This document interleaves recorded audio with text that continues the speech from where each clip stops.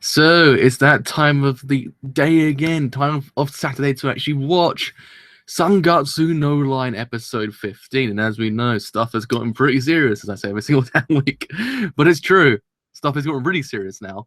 So I have no idea what's going to come next, but hopefully we might just see Ray just improve. But granted, by the PVs that we got at the end of last week's episode, it doesn't seem as if it's kind of going the way I hope. Like, not the way that I imagined it to go down, but we might be surprised. I'm not too sure. Hopefully, we just get a nice episode, but granted, I don't think we will. I think it'll be a very, very depressing episode, like always. And I'm probably going to have to go and lie down and probably cry myself to sleep, as always, when it comes to 3 no Line or Sangatsu no Line. But anyhow, without further delay, let's actually get a show on the road because I want to get straight into the episode because I want to see what happens. And for a lot of questions, explanations. Ooh. See, that's one thing that I always like a series to do is explain its lore and explain everything. Explain what it's actually established because sometimes it's sometimes a thing no one ever does. It establishes things, never explains them, never answers questions, or establishes a question, never answers it. But anyhow, let's get a show on the road. So in 3, 2, 1, let's begin now. Oh, at least we're getting the opening straight away. At least. To ease us into the pain.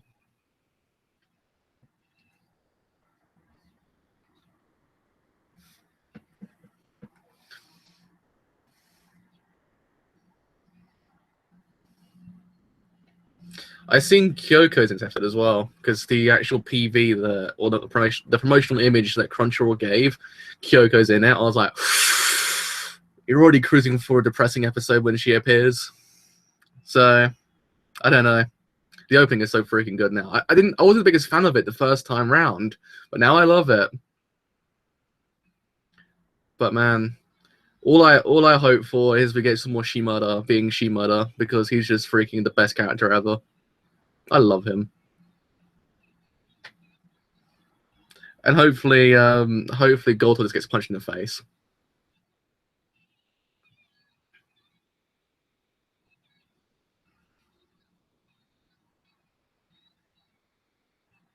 I'm not ready, okay? Leave it alone. I'm not ready at all.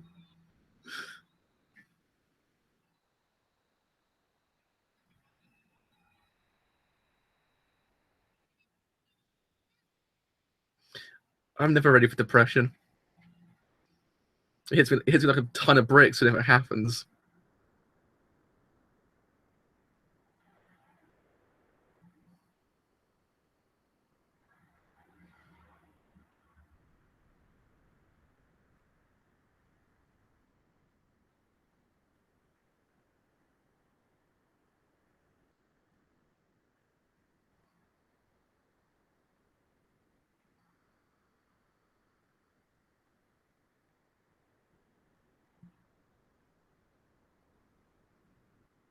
Holy crap! Are we getting the explanation?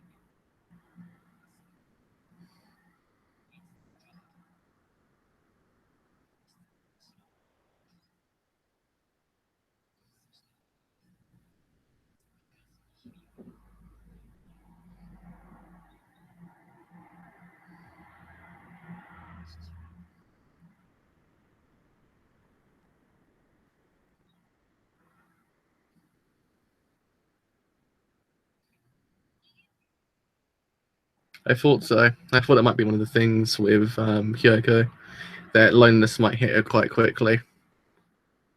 It's gonna be one of those things that's very evident from the beginning.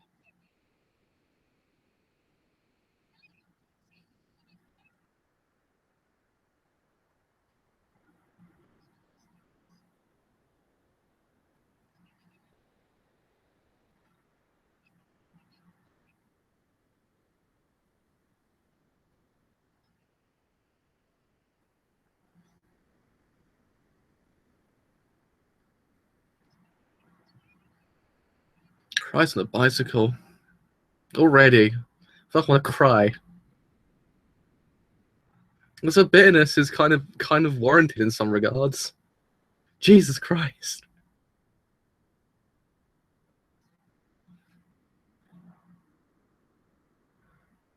Her bitterness is believable for what really happened to her. You understand why she's the way she is. It's because of how her dad kind of treats her. Just branding her a failure.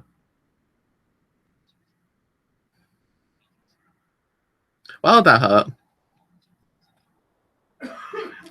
Even though she's a character and meant to hate, at the same time you kind of feel sympathy for her. Come on, bro, take him down. You can do it. I believe in you.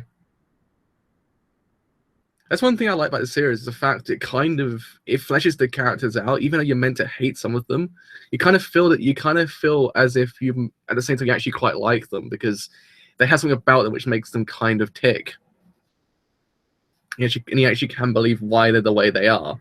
They're not just that for the sake of being that.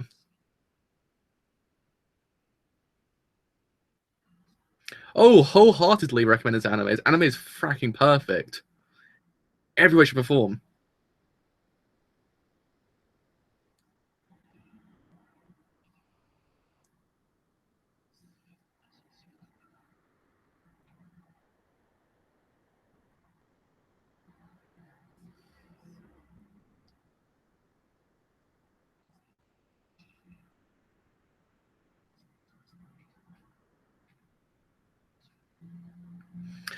The English translation for it is March comes in like a lion. Best English translation of it. Sangatsu no lion, I think is it correctly translated?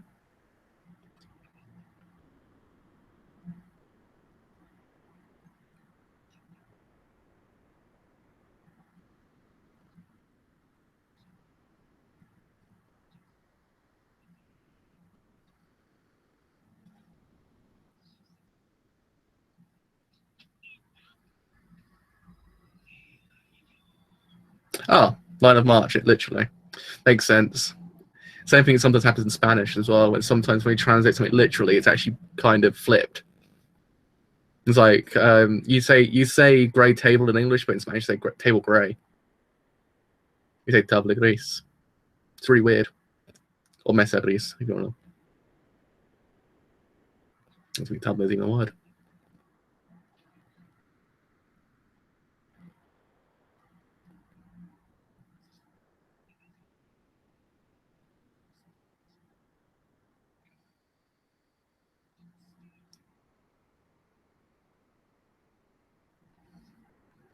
I think it does actually.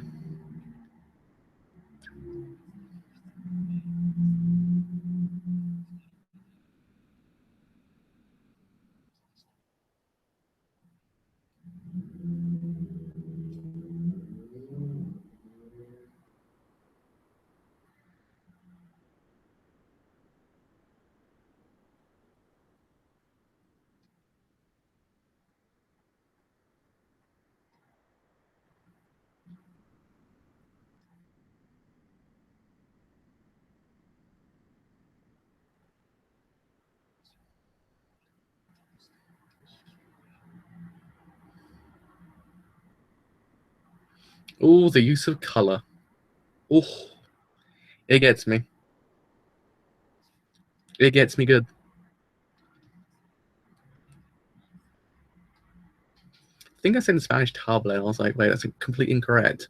Actually, mesa. I don't know why I said table. I do sometimes with Spanish. I kind of make, I make the words out of my head. I think they're right, but no, they're not.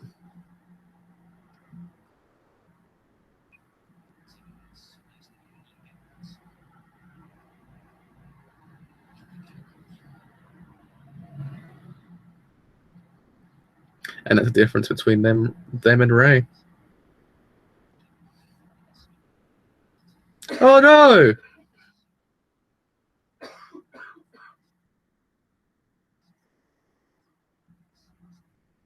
God freaking damn it! All right, God damn it!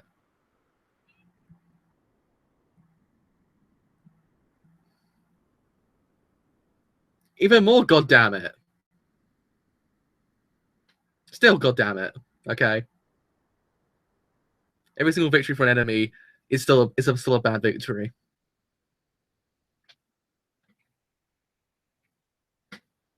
Oh.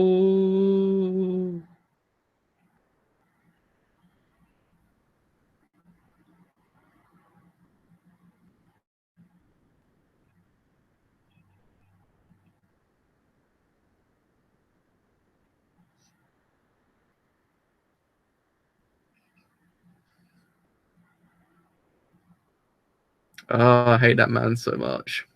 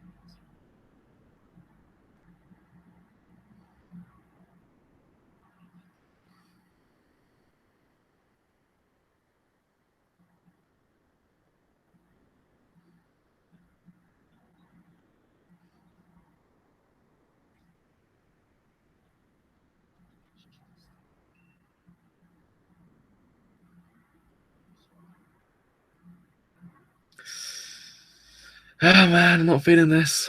I'm not feeling this at all. My heart is hurting.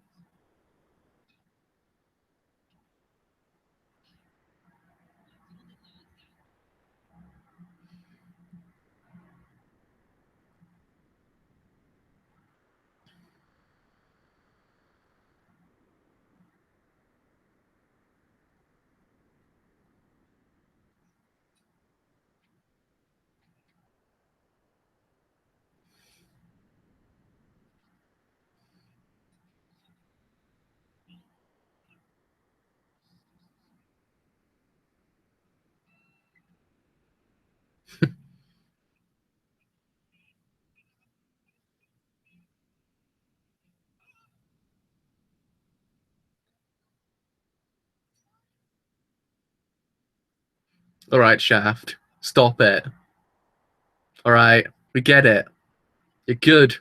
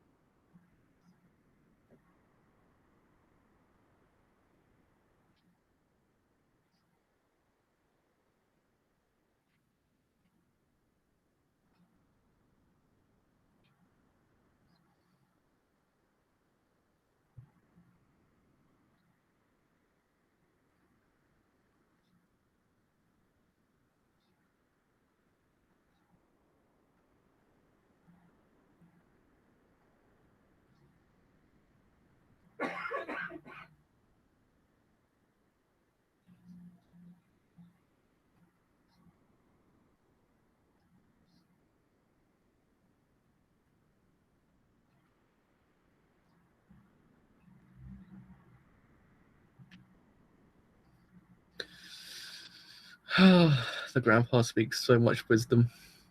It gets me. It hits me on a personal level as well.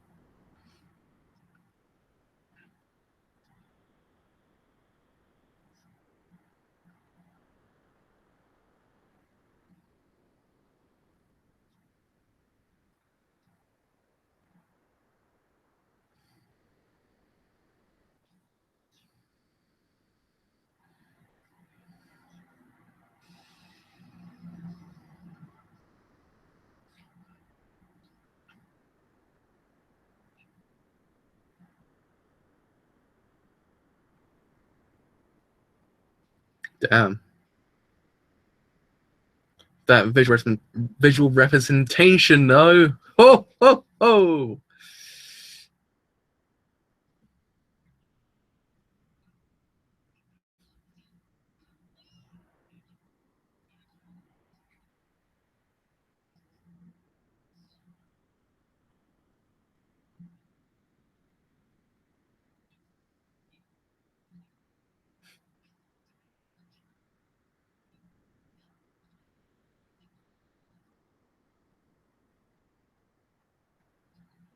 It's Smith. It's Gintoki. Oh. You know, so my chest is actually killing me right now.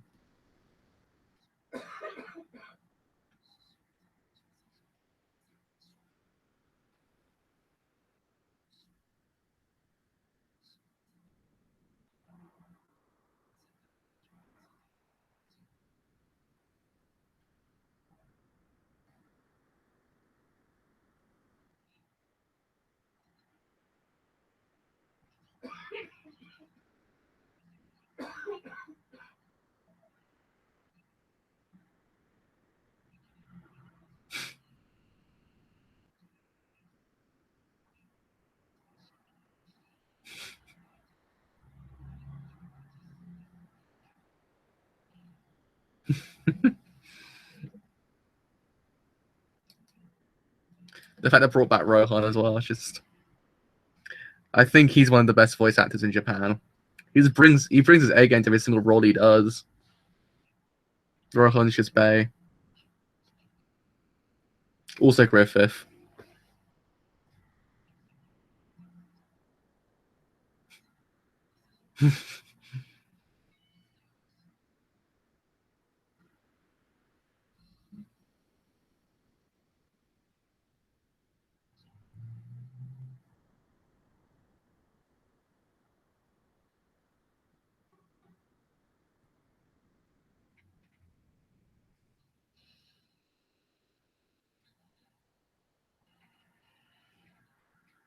Jeez Louise. It's like watching Dragon Ball Z.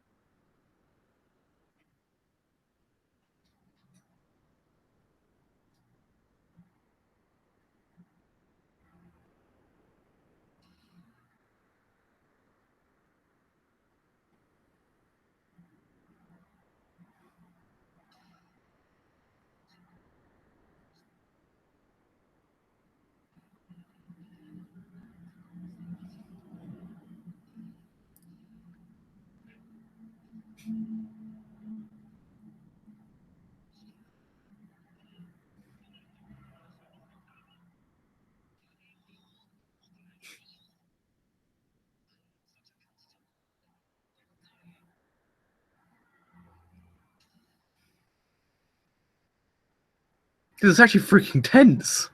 Holy crap. I'm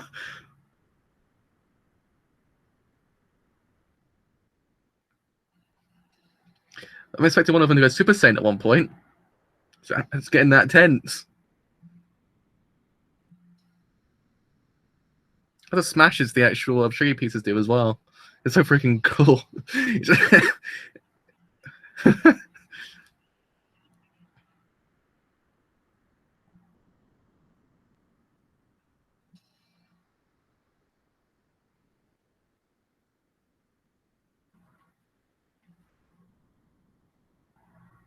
Get lost.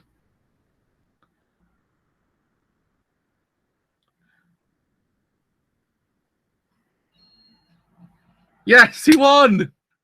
Yes! He won!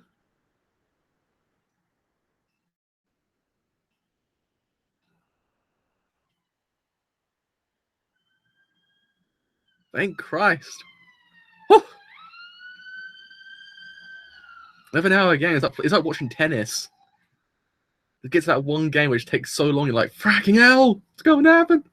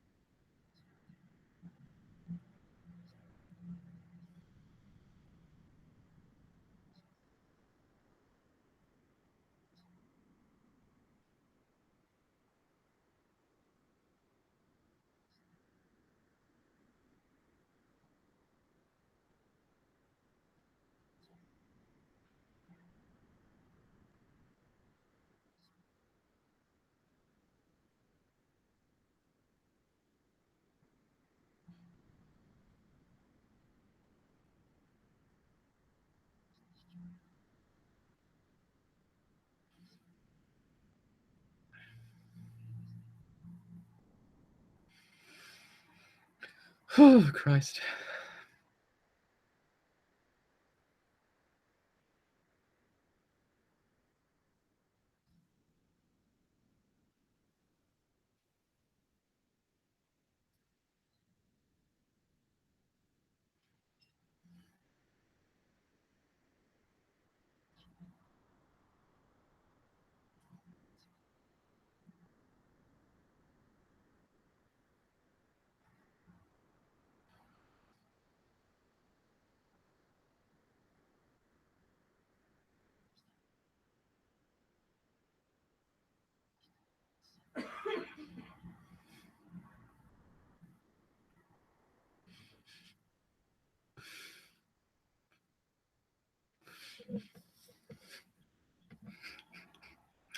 Crying a bit.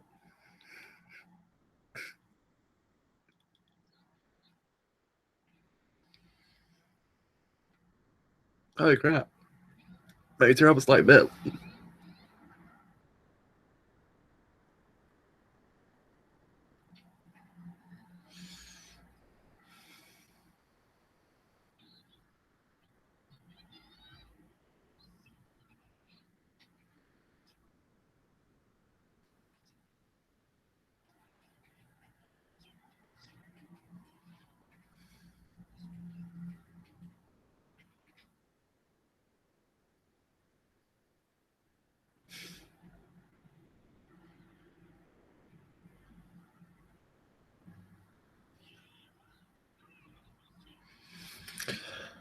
Oh, man.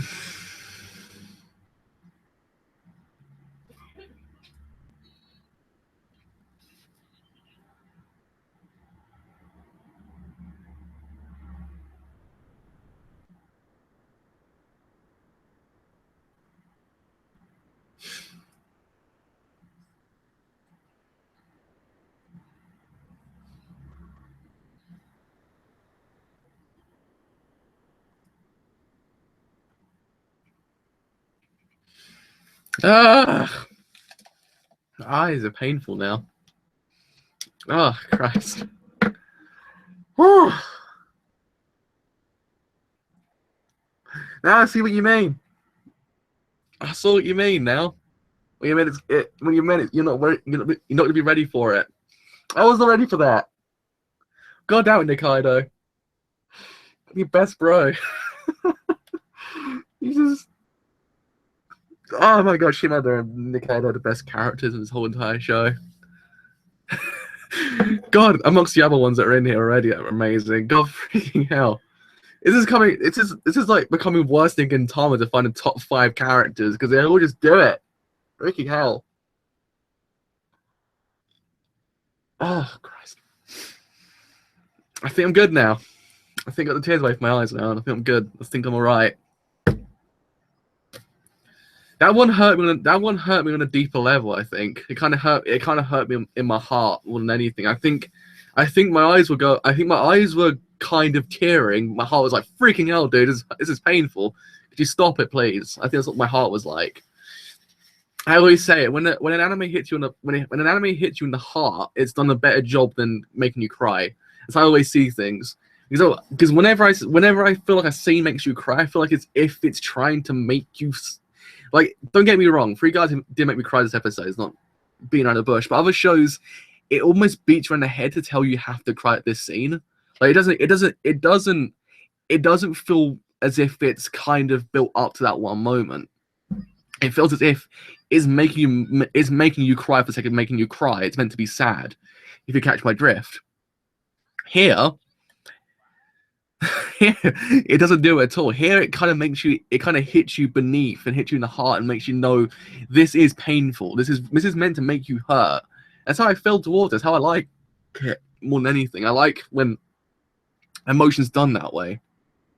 I think that's I think that's when emotion's done correctly. I think that's when you know they hit the big time when it comes to emotion. And that whole entire scene with Kyoko really just hit it home. It just got you there. And I think the whole entire scene with the Kaido as well, that whole entire scene that kind of just told you about how he sees Kiriyama, it kind of hits you even deeper as well, because you just see the utmost respect that Kaido has for Kiriyama, and it hurts. It hurts you really bad. Like this, he doesn't deserve a man like him. He's just the best bro in the history of the universe. He doesn't even know it. He doesn't realize it that he's the best bro in the universe. Oh man. God damn. That was freaking phenomenal. Oh god. I can't. Really, I can't.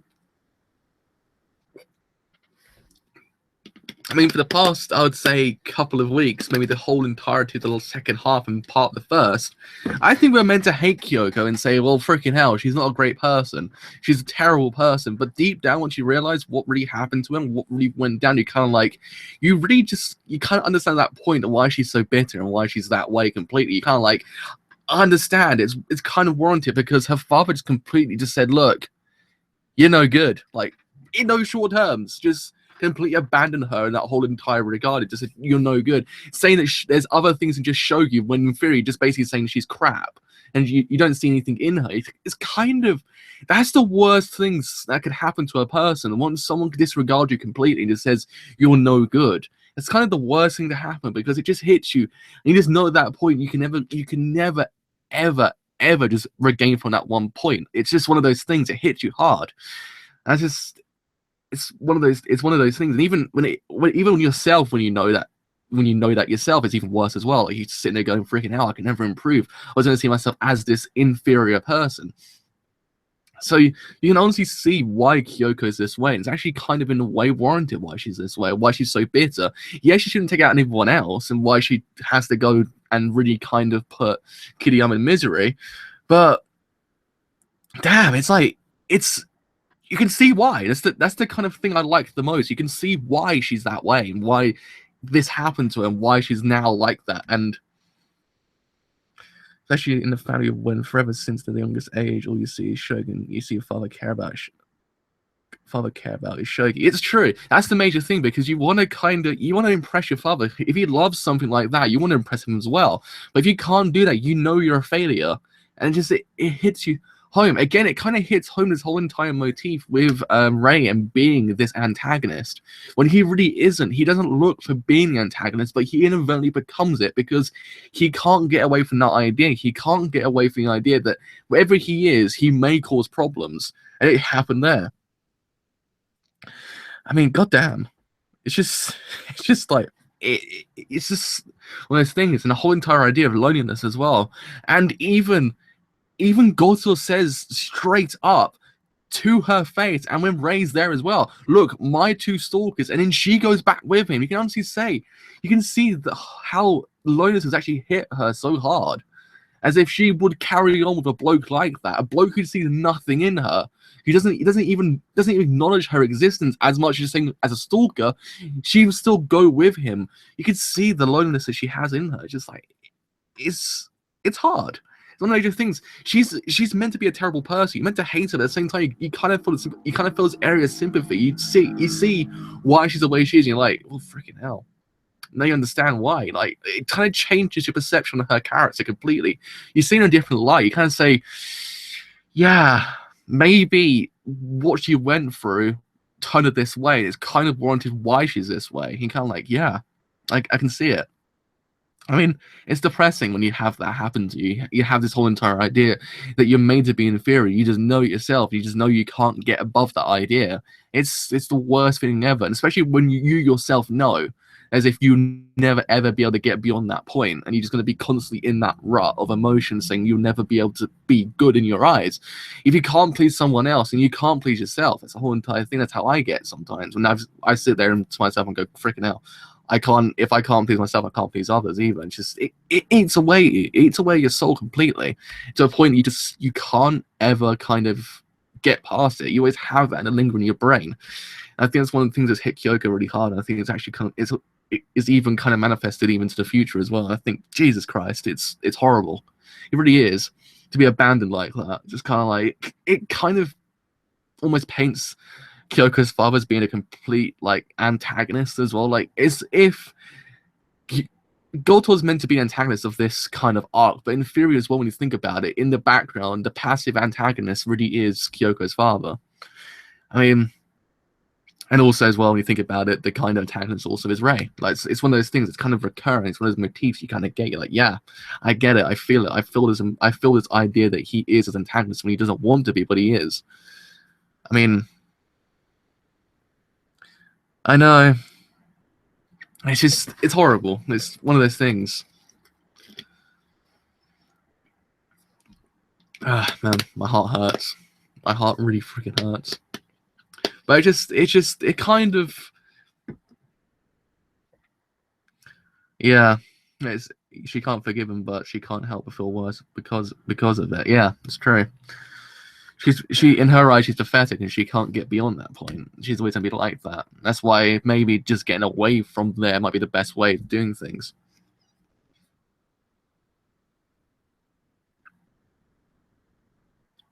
It's true. That is the major thing, and I agree completely.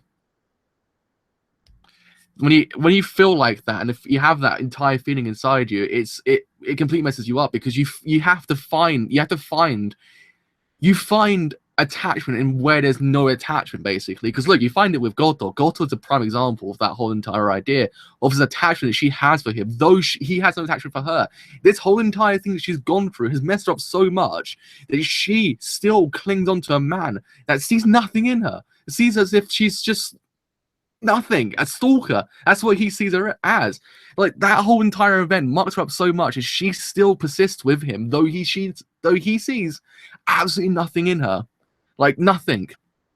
She is to him his maybe a little bit of escapism when you think about it.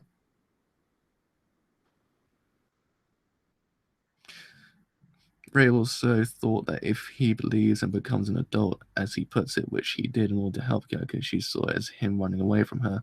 Yeah, literally. It's misery everywhere. You can't get beyond that point. It's misery everywhere because she feels alone. Wherever she goes, she feels alone. She can't get beyond that point. The feeling of abandonment gets her everywhere. So Ray has to be there all the time. Though Ray is, in theory, when you think about it, he's a double-edged sword.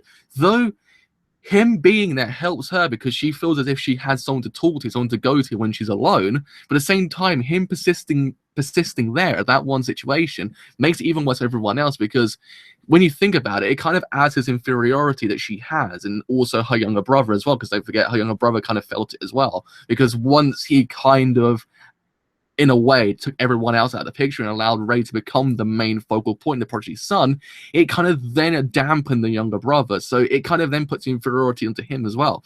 But at the same time, he's a double-edged sword because he's always going to cause problems being there. So I don't know. It's one of those things that he can't do good wherever he is. He's always going to do bad in theory when you think about it. That's how I see things with his character. He's interesting because he's meant to be the hero of the story, but he isn't. yeah, don't touch me, but don't leave me. It's this whole entire idea. It's just I don't know. He just you can't.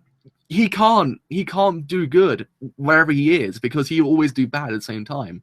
He's a double-edged sword kind of character. He's a hero, though he's a villain at the same time. That's why I can't like about him. He doesn't look for him, but I think he knows himself that he is this person. He is his antagonist because he just causes problem wherever he goes. And though he doesn't look for it, though he doesn't want to cause them, he causes them anyway. If you get what I mean.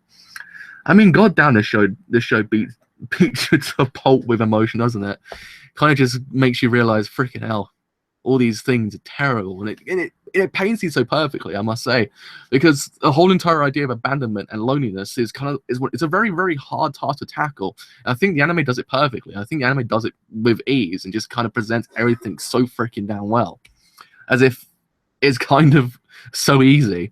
That's what I kind of like about it. It kind of paints it as if this whole entire thing, this whole entire idea of presenting this idea, this motive, this like issue is quite easy, but it isn't. Trying to write this perfectly is kind of hard task because you don't want to fall into the umbrella of kind of making it seem a bit trivial. Like because sometimes people do tend to put this into anime or into movies, but it kind of doesn't come across as if it's genuine. You don't feel this idea of genuine emotion behind each character and where they come from, how they feel. But I think 3 makes it seem as if it's kind of one of those easy things to do, but it isn't. And I think it does it so easy. Like it does it so easy and does it so perfectly at the same time. It always feels natural. That's what I like about it. It feels natural.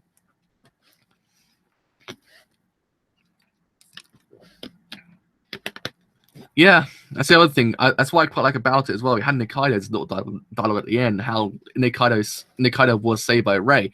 Though in theory he's the antagonist, he did save someone else. That's the kind of major thing we get as well. Like, as you say, if he carried on, he'd be a bitter, lonely, egotistical person. But Rei just bust his head open, just saved his life, and said, "Look, there's more here, man. Just don't be like that all the time." I think, and I kind of respect why he respects him in that way. I think I love how Nikaido sees Rei, like as he wants him to become better. Like he wants to save him in his own way. He wants to repay Rei for what Rei did to him. That's why I kind of see with him. That's why I quite like about him. And I think Shimada might just be able to do it. That's what I quite like about Shimada as well. I think Shimada might be that person that might just be able to save Rei at the same time. I think Nikaido will be that person that's gonna kind of almost draw the blueprints, but I think Shimada might just do it completely. It might do 100%, save his life, kind of just put him right, and kind of just open his mind and say that, look, there is stuff that I need to improve here, because there is. Rei needs to kind of realize these things, though it's kind of one of those things you have to realize on your own. You have to kind of, until you say to yourself, I did good, you can't get beyond that emotional rut. That's a major thing that it kind of harks back to as well. This whole entire idea of inferiority, and you'll never be able to actually kind of get out of that emotional rut unless you know yourself you've done good. And it's one of those things, until you please yourself, you can't ever go beyond that point. You're stuck in that emotional rut.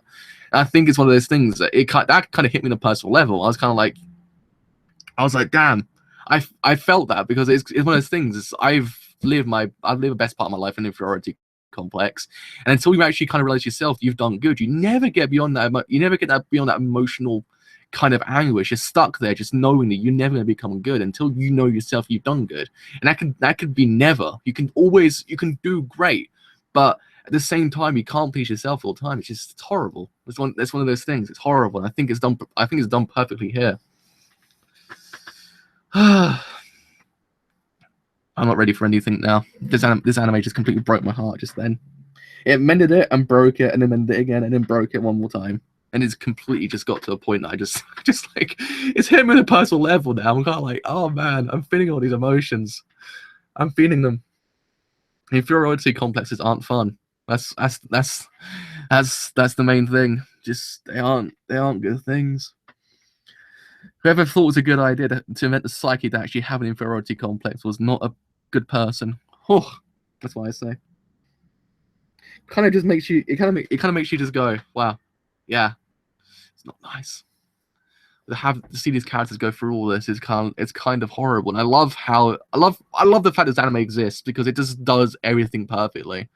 Every single thing an anime can ever do perfect, 3 or Sangatsu just did it perfectly. I pronounced Sangatsu correctly. Yeah, Sangatsu. I thought just because I'm mispronouncing it. No, but Sangatsu just does it perfectly. He just goes, no, look, we've done it perfectly here. Just like that. It's just... I think this is very much the perfect version of Kiss Neither in a way, because Kiss Neither kind of dealt with some of these things here and there. I think, don't get me wrong, I think Kiss Neither did everything, but I think this actually kind of is a perfect Kiss Neither, because Kiss Neither kind of had those things, it did perfectly as well, but I think this one kind of makes it even better. It kind of explores these things even more and kind of gives it a bit more time, and I think that's what is needed.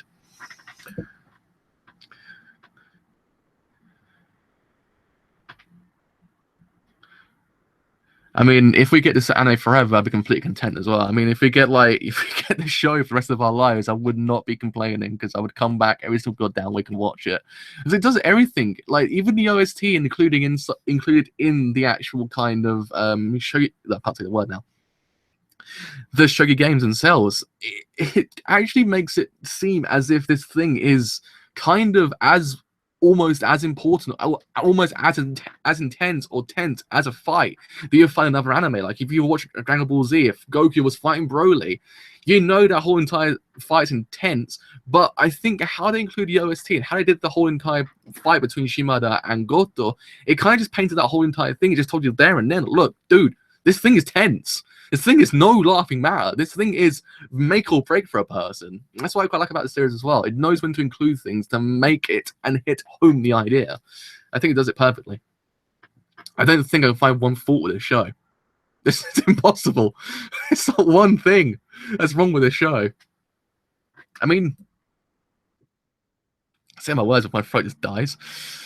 I mean, if a show has to make you find things wrong with it, you know a show is perfect, because then you just know you just can't find a fault with it, because it's impossible. When a show makes you have to go and look deep to find a fault, it's no fault involved either.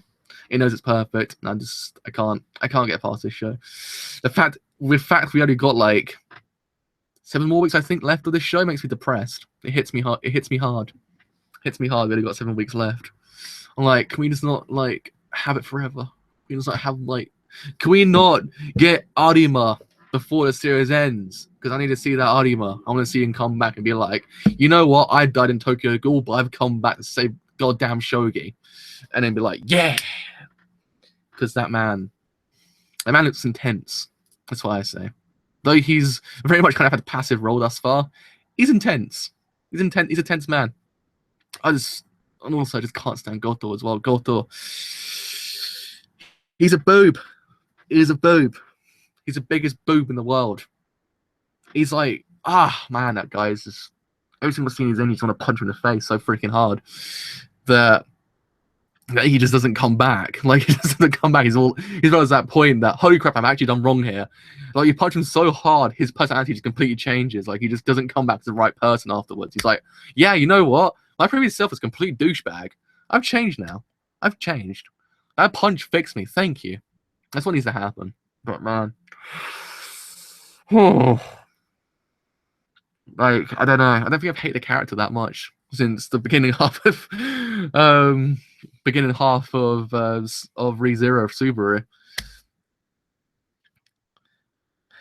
That's true as well. Rakugo is perfect as well. Rakugo is my reason for living. So is Gintama as well. Gintama's back and just makes me realize that the world is worth it once again.